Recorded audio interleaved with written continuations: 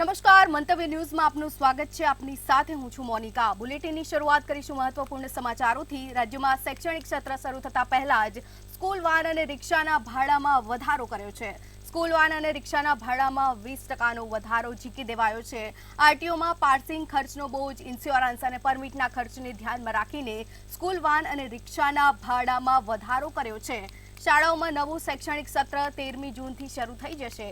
School van વર્ધીના અત્યાર સુધી 1 કિલોમીટરના અંતરનું ભાડું ₹1000 વાલીઓ પાસેથી વસૂલવામાં આવતું હતું, જે હવે વધારા બાદ ₹1200 ચૂકવવા પડશે। આ ઉપરાંત 5 કિલોમીટરના ₹1800થી વધારી ₹2000 કરવામાં આવ્યા છે। જ્યારે રિક્ષામાં 1 કિલોમીટરના અંતરનું ભાડું ₹650 વસૂલવામાં આવતું હતું, જે હવે ₹750 ચૂકવવા પડશે। 2 કિલોમીટરના ₹750થી વધારવામાં આવ્યા છે। 5 કિલોમીટરનું ભાડું 1050થી વધારી ₹1150 કરવામાં આવ્યું છે। આ નવો ભાવ આગામી શૈક્ષણિક સત્રથી લાગુ કરવામાં આવશે।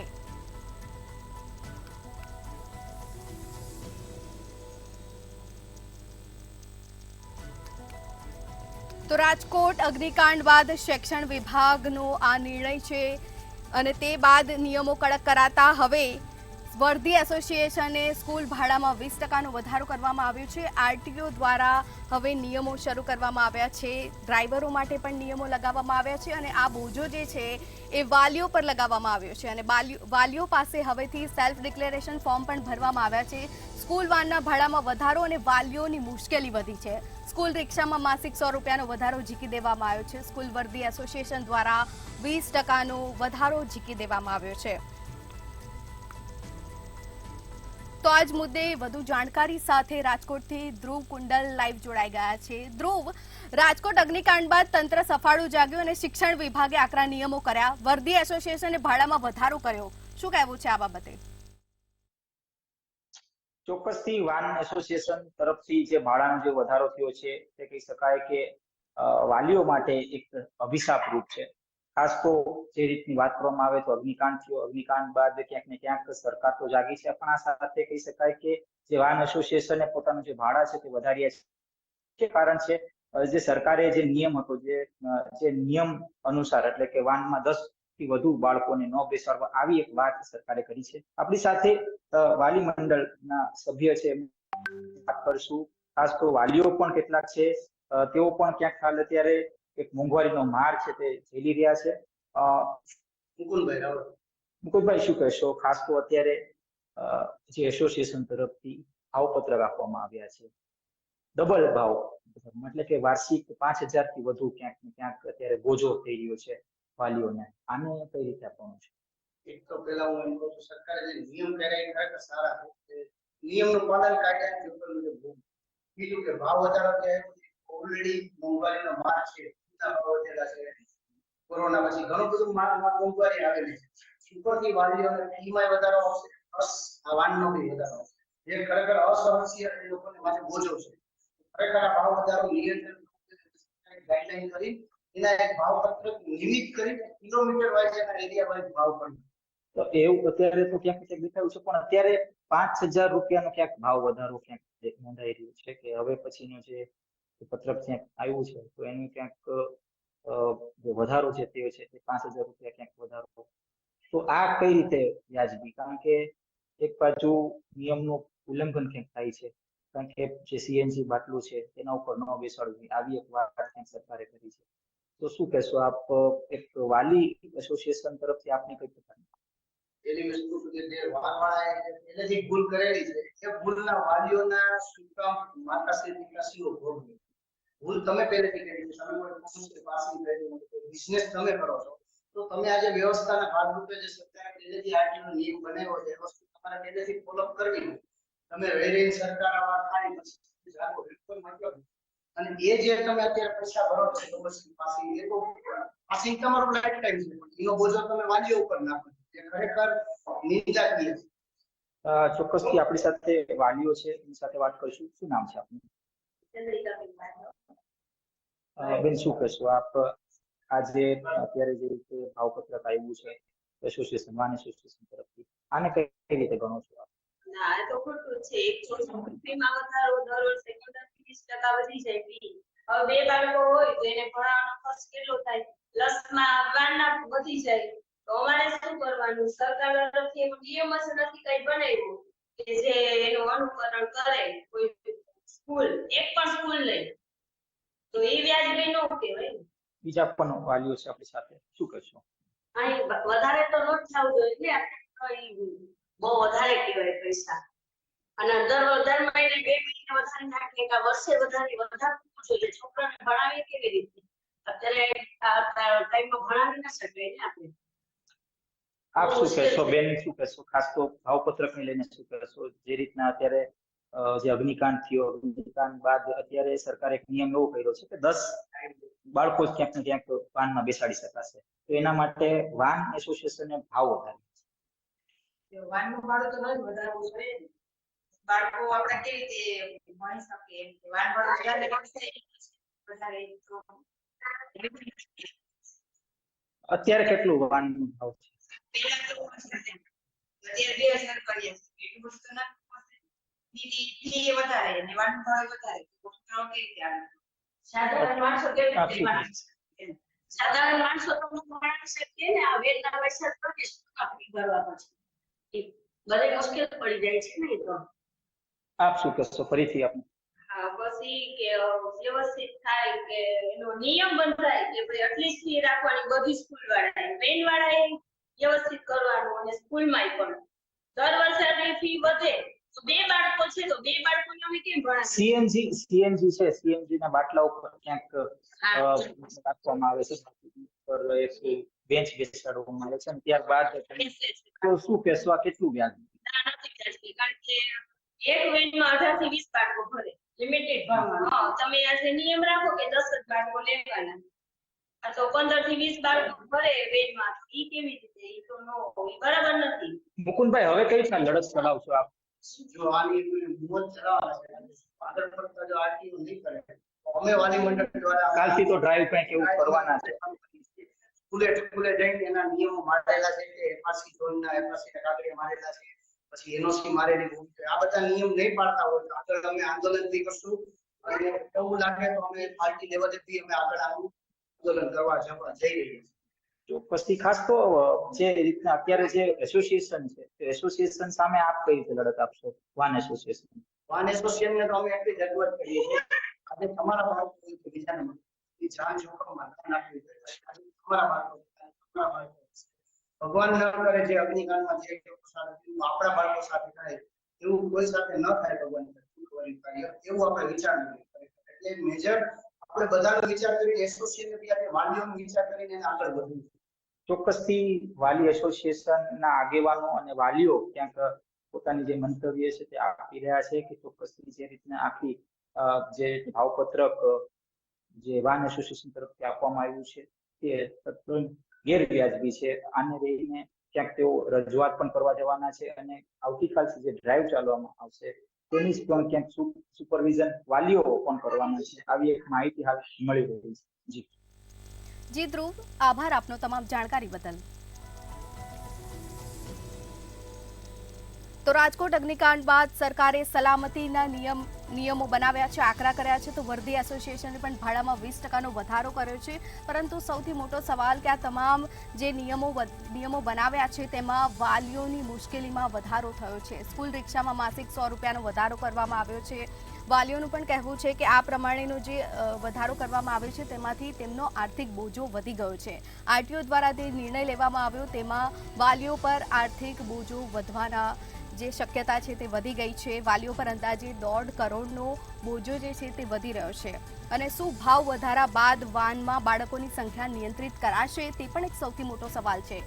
વર્ધી એસોસિએશને ભાડામાં 20%નો વધારો કર્યો અને રાજકોટ અગ્નિકાંડ બાદ સરકાર એકાએક એક્શન મોડમાં આવી ગયું અને હવે ડ્રાઈવરોની તાલીમ યોગ્ય છે કે નહીં, એનઓસી છે કે નહીં, ફાયર સેફટીના સાધનો છે કે નહીં તે અંગે તમામ કાર્યવાહી કરાઈ રહી છે, ચેકિંગ કરાઈ રહ્યું છે. પરંતુ આ ક્યારે બન્યું? જ્યારે રાજકોટનો અગ્નિકાંડ બન્યો ત્યારબાદ. પરંતુ પહેલા જ્યારે આ નિયમો નહોતા ત્યારે શું બાળકોની સુરક્ષાની ચિંતા કેમ તંત્ર નહોતું કરતું તે પણ એક સૌથી મોટો સવાલ છે કે પહેલા બાળકોની સુરક્ષાની સલામતી માટે કેમ નહોતું વિચારવામાં આવતું. એકાએક બાળકોની સલામતી અંગે હવે તંત્રને ચિંતા થઈ અને હવે જે બોજો છે એ તમામ બોજો હવે વાલીઓ પર થોપી દેવામાં આવ્યો છે.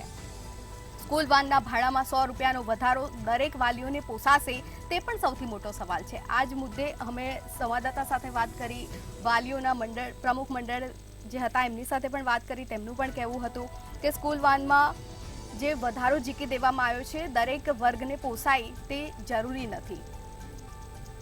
બાળકોની જવાબદારી હવે વાલીઓ પર પણ કરાઈ રહી છે, કારણ કે હવે જે સ્કૂલ શિક્ષણ વિભાગે આદેશ કર્યો છે તે પ્રમાણે હવે સેલ્ફ ડિક્લેરેશન ફોર્મ પણ ભરાવાના શરૂ થઈ ગયા છે. તેમાં પણ તેમને લખ્યું છે કે મારા બાળકની જવાબદારી મારી પોતાની છે. એટલે કે વાલીઓ પર હવે બાળકોની જવાબદારી આવી ગઈ કે રસ્તામાં જતા એક્સિડન્ટ થાય અને બાળકો સાથે કોઈ પણ દુર્ઘટના ઘટે કે કંઈ પણ અનિચ્છનીય બનાવ બને તો તેની જવાબદારી વાલીઓની રહેશે.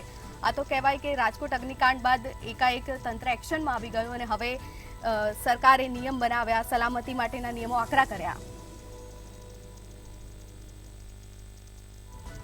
તો વધુ જાણકારી સાથે જૂનાગઢથી અમર બખાઈ અમારી સાથે જોડાઈ ગયા છે. અમર, જે પ્રમાણે રાજકોટ અગ્નિકાંડ બન્યો અને ત્યારબાદ હવે આ ભાડામાં 20% વધારો થયો, પણ વાલીઓની મુશ્કેલી તો વધી ને આની સાથે?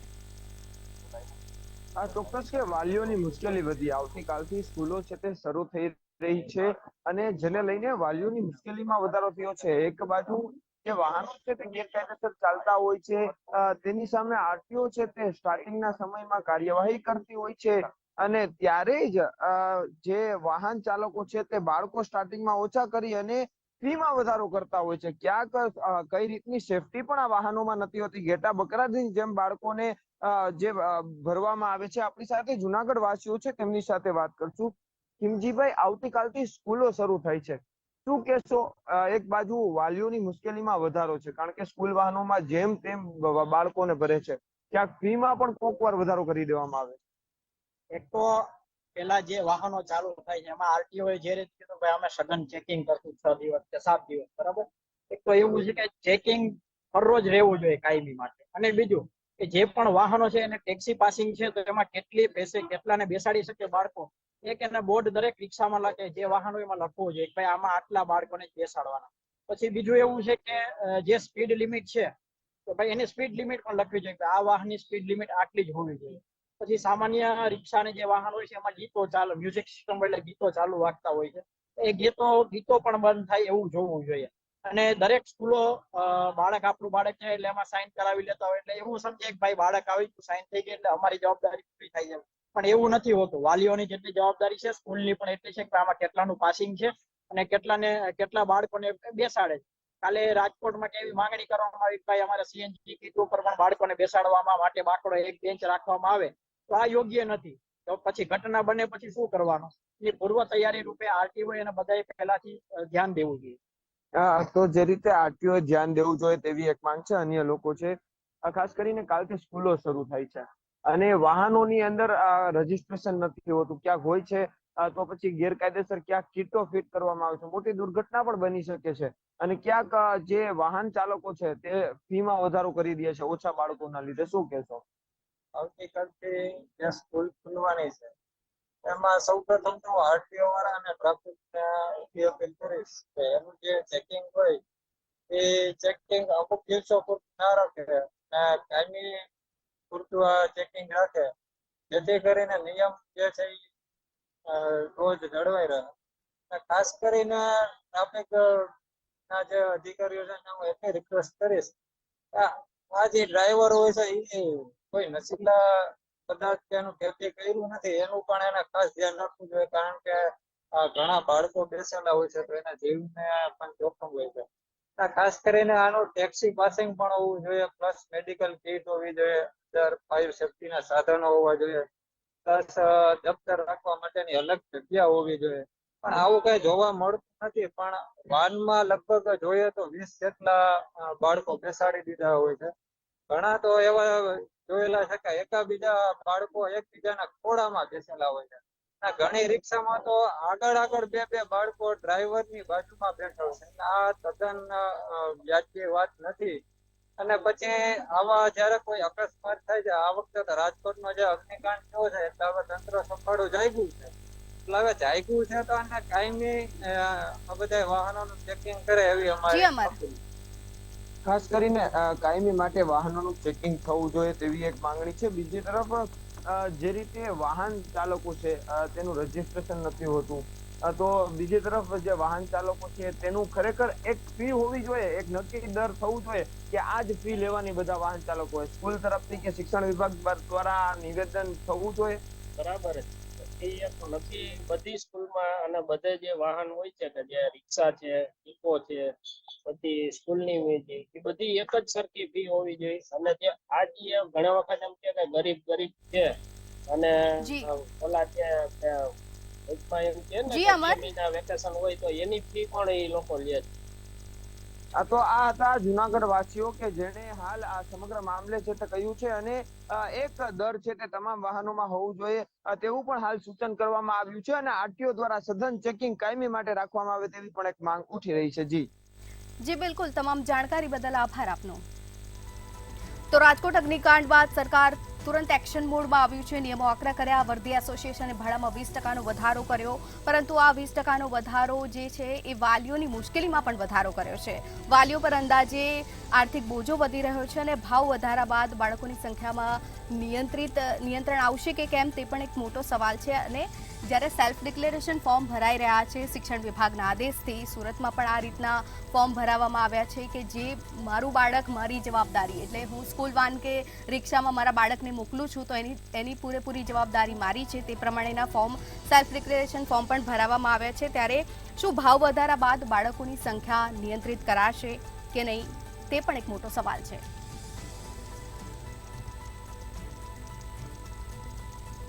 તો વધુ જાણકારી સાથે ભાવનગરથી હિરેન ચૌહાણ આપણી સાથે જોડાઈ ગયા છે. હિરેન, જે રીતે તંત્ર એકાએક જાગ્યું છે અને આ પ્રમાણે ભાવ વધારો કરાયો છે, પરંતુ વાલીઓની તો મુશ્કેલી વધી ગઈ, 20% વધારો અને આર્થિક બોજો પણ વધી ગયો.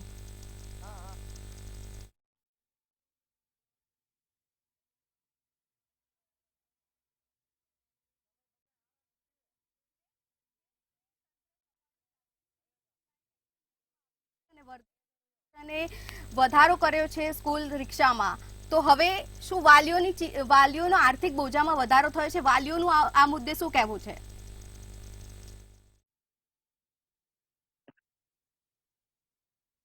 જી, જે આવતીકાલથી જે શૈક્ષણિક સત્ર છે તે શરૂ થવા જઈ રહ્યું છે, પરંતુ ક્યાંક ને ક્યાંક પુસ્તકથી લઈને સ્કૂલ રિક્ષા સુધીનો જે છે ફીની અંદર ધરખમ વધારો થયો છે. આપણી સાથે ભાવનગરની જનતાને વાલીઓ જોડે ચૂક્યા છે, તેની સાથે વાત કરશું. આવતીકાલથી સત્ર શરૂ થઈ રહ્યું છે, ફીમાં વધારો થયો છે, કેવો વાલીઓને બોજ પડ્યો છે?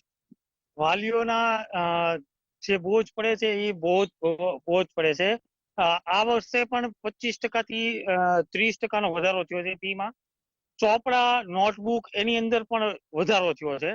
અને આ બધી જે પ્રાઇવેટ શાળાઓ છે એવડી જે ચોપડા સસ્તા મળે છે જે જગ્યાએથી, ઈવડે ચલાવતા નથી. અને પ્રાઇવેટ સ્કૂલોનો કોન્ટ્રાક્ટ હોય છે કે આ જગ્યાએથી કે આ જગ્યાએથી જ લેવા. તો ત્યાં શું છે કે પ્રાઇવેટ સ્કૂલનો કોન્ટ્રાક્ટ હોય અને એનું કમિશન હોય છે, તો કોઈ તંત્ર એનું કોઈ લેતું નથી અને એ કમિશન ખાઈ જાય છે. તો આમાં ઘણા બધા ગરીબ લોકોને, જનતા ઉપર માર પડે છે. સ્કૂલ ફી છે, રિક્ષા ફી છે, રિક્ષા ફી ની અંદર પણ વધારો છે. અને અમુક આ જે સ્કૂલો છે એવડે પોતાની પ્રાઇવેટ વાહન ચલાવતા હોય, એની અંદર ઈ બધું સીએનજી ચલાવતા હોય. આ જે રાજકોટની ઘટના બની એ પછી તંત્ર જાગતું થયું છે, તો કોઈ વાહનો ઉપર હજી કોઈ એ લોકોએ એક્શન લીધા નથી. તો જ્યારે વાહન ઉપર એક્શન લેવા જોઈએ, કેમ કે બાળકોને ઓલા ઉપરનો આધાર છે, એટલે ઈવડી વસ્તુ કરવી પડે. અને અત્યારે જે ફી વધારો થયો છે એની ઉપર તો એટલા બધા માણસો છે ઈવડે કંટાળી ગયા છે કે ભાઈ વાત કરો માં. કોઈ પણ સ્કૂલ છે ઈવડી લોકોની ફીસ છે એ કોઈ સ્કૂલની અંદર 30,000 હોય તો કોઈ સ્કૂલની અંદર 35,000 હોય, 50,000 હોય, એનું કોઈ એક આંકણ પણ નથી. મન ફાવે એમ લૂંટે છે ગરીબ જનતાને. જી, ચોક્કસ. જે રીતના ફી છે કે અનલિમિટેડ કહી શકાય કે મન ફાવે તેમ ફી વધારો આવ્યો છે, તમે શું કહો છો? હું તો એટલું જ કહીશ કે આવતીકાલથી શાળાઓ ચાલુ થઈ રહી છે, વેકેશન પૂરું થઈ રહ્યું છે. આવા ધકતા તડકાની અંદર બાળકો રોજ સ્કૂલે જવાના છે, અને લગભગ હું માનું ત્યાં સુધી 20 થી 25% નોટબુકો, ચોપડા બધામાં વધારો કરવામાં આવ્યો છે. આ વધારો વાલીઓને બિલકુલ પોસાય તેમ નથી. સરકારી શાળાઓને ગમે તેમ કરીને બંધ કરવા માંડ્યા છે અને પ્રાઇવેટ સ્કૂલોને પ્રોત્સાહન આપવા માંડ્યા છે. ત્યાંથી પોતાની વાન હોય છે, પોતાની બસો હોય છે, તેમાં કોઈ પણ જાતની ફાયર સેફટી હોતી નથી અને બાળકોને કેપેસિટી કરતા વધારે ભરવામાં આવે છે તો તેની જવાબદારી કોણ લેશે? આજે આપણે રાજકોટની અંદર જોયું કે અગ્નિકાંડ થયો છે, તો કાલ સવારે આપણા બાળકોના જે કેપેસિટી બહાર ભરી દે છે અને એમાં કોઈ પણ જાતની સેફટી હોતી નથી, તો તંત્ર ક્યારે જાગશે અને આવા વાહનો ઉપર ક્યારે એક્શન લેવામાં આવશે એ પણ જાણવું જરૂરી છે. ચોક્કસ જે રીતના વાહન છે તે બેદરકારીમાં આંકવામાં આવે છે, પરંતુ તંત્ર પગલા નથી. તમે શું કહો છો? સ્કૂલની ફી વધારો થઈ ગયો છે, તેને લઈને શું કહેવા માંગશો? વાલીઓને આર્થિક બોજ કેવો? વાલીઓને ઘણો જ આર્થિક બોજ અત્યારે પડી રહ્યો છે. ગયા વર્ષે પણ આવી જ રીતે 10 થી 15% વધારો આવ્યો હતો. આ વખતે એવરેજ એ લોકો 25% ફીનો વધારો કર્યો છે. પ્લસ ફીનો વધારાનો માર હજી વાલીઓ સહન નથી કરી શકતા. એવામાં પ્રાઇવેટ સ્કૂલ સંચાલકો તે પોતાના કમિશન અને પૈસાની લાલચના કારણે એવા કંપનીઓ સાથે કોન્ટેક્ટ કરે છે કે ભાઈ XYZ કંપનીના ચોપડા જ તમારે પરચેસ કરવાના રહેશે નહીં, કોલેજમાંથી કે સ્કૂલમાંથી પરચેસ કરવાના રહેશે. જે બુકમાં લખેલા ભાવ હોય એની કરતા પણ 10% વધારે ભાવ આપી અને વાલીઓએ ફરજિયાત તે પુસ્તકો પરચેસ કરવી પડે છે, જેના કારણે વાલીઓને ખૂબ જ મોટો માર પડી રહ્યો છે. પ્લસ અમુક સંસ્થાઓ તેવી સંચાલિત થઈ રહી છે ભાવનગરમાં, જે વાહન સુવિધા પણ ફરજિયાતપણે એવું કહે છે કે તમે અમારી સ્કૂલના વાહન જેના કોન્ટ્રાક્ટ છે તેના જ બંધાવવા પડશે. એ કોઈ પણ પગાર ફી કહેશે તો એ તમારે એને ભરવી પડશે અને ફરજિયાતપણે એની પાસેથી તમારે વાહનની સુવિધા લેવાની છે. એટલે આવી રીતે ઘણી જ રીતે જનતા અત્યારે બેહાલ છે ભાવ વધારાના કારણે. ઉપરથી શિક્ષણ, આરોગ્ય અને ભોજન ત્રણે જે મહત્વની જરૂરિયાતો છે સામાન્ય વ્યક્તિ માટે, આ ત્રણેમાં ભાવ વધારો જીકી દેતા અત્યારે પ્રજા તાહીમામ પોકારી ચૂકી છે. જી ચોક્કસ, તમને પૂછવા માંગી શું કહેશો તમે? પહેલા તો આપના મીડિયમના માધ્યમ દ્વારા જણાવું કે આપણે આવતા વર્ષે પણ આ રીતના આપના માધ્યમ દ્વારા ખૂબ જ સારું એક અભિયાન ચલાવવામાં આવ્યું હતું. આવતા વર્ષે જોવામાં આવી તો સ્કૂલોની જે રિક્ષાઓ હતી તે ખૂબ જ બેદરકારીપૂર્ણ અને કોઈ પણ કારણોસર છોકરાઓને જેમ તાવે તે રીતે ભરી દેવામાં આવતું હતું. તેમનો આપણો અહેવાલ પણ હતો અને અહેવાલ પછી ઘણી અસર પણ થઈ હતી. અને આ બાબતે હું આપને ખૂબ અભિનંદન પાઠવું છું કે તમે જાગૃત પ્રજાની વચમાંથી જે આપણા મીડિયમ દ્વારા અને માધ્યમ દ્વારા જે તમે અત્યારે આ પ્રસારિત કરી રહ્યા છો તે બાબતે હું આપણે જણાવવા માંગુ એક વાલી તરીકે કે જ્યારે અમારા છોકરા સ્કૂલેથી નીકળે છે રિક્ષાઓમાં ઓવરલોડ ભરી દેવામાં આવે છે. બીજી વાત કે એમાં કોઈ સિક્યુરિટી નથી હોતી. અને હવે તો તમે જુઓ તો આ યુગમાં CNG ની રિક્ષા આવી ગઈ, એટલે CNG ની રિક્ષા આવી બહુ સારું કહેવાય. નાના અને ગરીબ માણસો જે રિક્ષા ચાલે છે એને બચારાને 2 પૈસાનો ફાયદો થાય, આપણે સ્વીકારી છીએ. પણ એમાં સેફટીના અભાવ છે. એમાં એ લોકો ખરેખર ગેસનો બાટલો રાખવો જોઈએ, જેથી કરીને નાના બાળકોને કાલ સવારે કોઈ જાતની નુકસાન ન થાય. અને બીજું કે જે નિયમ પ્રમાણે છે એ લોકોએ રિક્ષાવાળા એ નિયમનું પાલન કરવું જોઈએ, જેથી કરી નાના બાળકો છે તે કોઈ પણ રીતે આ વસ્તુના ભોગ ન બને. કારણ કે વાલી સતત એની ચિંતામાં રહેતા હોય છે અને આવનારા દિવસોમાં આપણે જોવી તો મોટી દુર્ઘટના ન થાય તે માટે સરકારને માત્ર નમ્ર અપીલ સાથે કહું છું કે આ બાબતે યોગ્ય પગલા ભરવામાં આવે. તો જી ચોક્કસ, આ ભાવનગરના વાલીઓ હતા, તેમનું જણાવ્યું હતું કે જે રીતના સ્કૂલ સંચાલકો મનમાની ફી લઈ રહ્યા છે તેમજ વાહનોની અંદર સેફટીનો અભાવ જોવા મળી રહ્યો છે. ક્યાંક તંત્રએ આની ઉપર ધ્યાન દેવું જોઈએ અને આનાથી ગરીબ અને મધ્યમ વર્ગના માણસો છે એની ઉપર જે બોજ મૂકવામાં આવ્યો છે ભાવ જે ફી વધારાનો, તેમાં રાહત આપવી જોઈએ. જી બિલકુલ, તમામ જાણકારી બદલ આભાર આપનો. તો રાજકોટ આગજનીની જે ઘટના બની તેના બાદ તંત્ર સફાળું જાગ્યું અને આકરા નિયમો કર્યા. સ્કૂલ વર્ધી એસોસિએશને ભાડામાં 20%નો વધારો ઝીકી દેવાયો. બાળકોની જવાબદારી વાલીઓ પર નાખી દીધી. સલામતી પત્ર ભરવામાં આવ્યા કે હવે તમે જો તમારા બાળકને મોકલો છો તો તેની સંપૂર્ણપણે જવાબદારી તમારી રહેશે. આ સાથે જ નિયમો આકરા કર્યા. સ્કૂલ તમે જે તમારા બાળકને જે સ્કૂલ વાનમાં મોકલો છો તેમાં આજ મુદ્દે વધુ જાણકારી સાથે દિવેશ પરમાર જોડાઈ ગયા છે સુરતથી. દિવેશ, જે બાળકોની જવાબદારી વાલીઓ પર નાખી દેવાઈ અને સાથે 20%નો વધારો કરી દેવાયો, કેટલું યોગ્ય?